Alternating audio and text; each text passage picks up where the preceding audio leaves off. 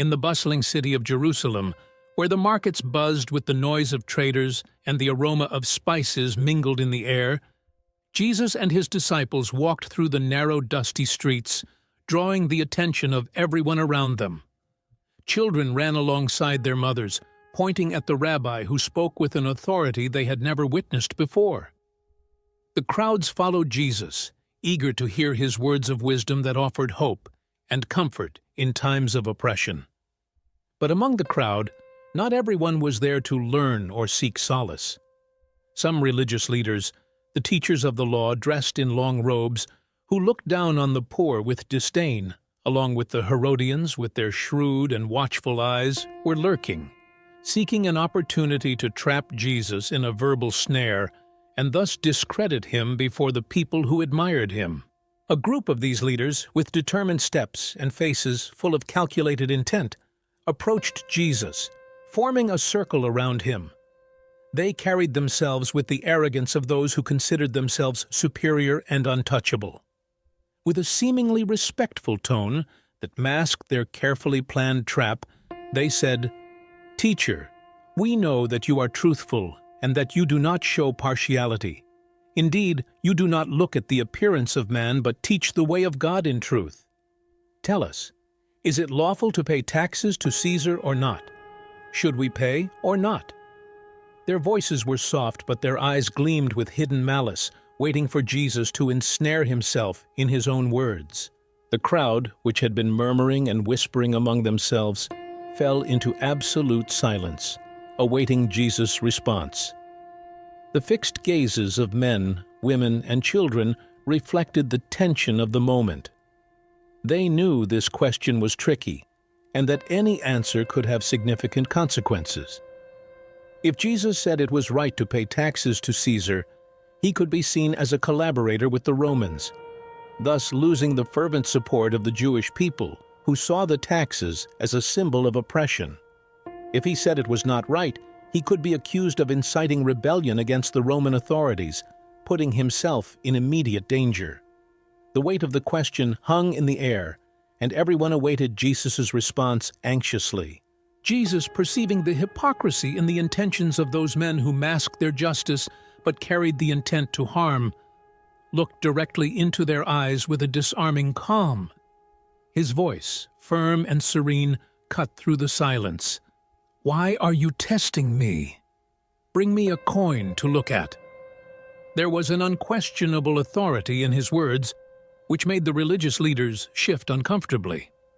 One of them, with a slight tremor in his hands, pulled a silver coin from his purse and handed it to Jesus. The leaders, still confident that they had trapped Jesus, quickly brought a coin, eager to see how he would respond. Jesus took the coin carefully, holding it between his thumb and forefinger so that everyone could see. Observing the gleaming face of the coin closely, he asked, "Whose image and inscription is this?" His voice echoed through the space, making everyone lean in a bit more to catch every word. They answered promptly, as if rehearsed, "Caesar's." Jesus then, with a wisdom that surpassed the cunning of his adversaries, let a small smile form at the corners of his lips before speaking. "Render to Caesar what is Caesar's, and to God what is God's." His words were spoken with a clarity and conviction that left his adversaries perplexed. There was a depth in his answer that defied any attempt at simplification. The crowd absorbed the response with a murmur of approval, while the religious leaders felt the sting of defeat in their attempt to trap him. Jesus' words left the crowd in awe, as if a new light had been cast on an old issue. Murmurs of approval and respect rippled through the crowd. He had not only avoided the carefully laid trap, but also taught a profound lesson on the separation of civil and spiritual responsibilities, something that deeply resonated with everyone present. The religious leaders and the Herodians, who had previously displayed an arrogant confidence, were now speechless, amazed at Jesus' ability to handle the situation with such grace and wisdom. The crowd dispersed slowly, carrying with them the valuable lesson of the day. That night, under the starry sky of Jerusalem, the disciples gathered around a fire, reflecting on the day's events.